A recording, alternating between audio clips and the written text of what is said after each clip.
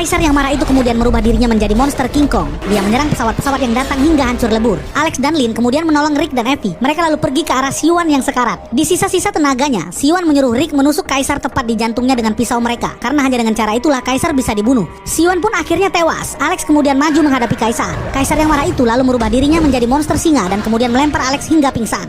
Rick pun akhirnya menusuk Kaisar dengan pisau pusaka dari belakang. Lalu, Kaisar berubah menjadi manusia lagi. Kaisar lalu melempar pisau itu ke arah Rick, namun pisau itu patah akibat terbentur. Effie dan Lin kemudian menyusul ke dalam makam. Mereka lalu diserang oleh Jenderal Yang dan Choi yang masih hidup. Setelah pertarungan panjang yang sengit, akhirnya Jenderal Yang dan Choi pun berhasil dikalahkan. Di tempat lain, Rick menantang Kaisar untuk bertarung dengan tangan kosong sebagai lelaki sejati. Kaisar pun tidak gentar menerima tantangan Rick. Dia langsung menghajar Rick bertubi-tubi. Alex yang melihat ayahnya kewalahan, mencari cara untuk menolong ayahnya itu.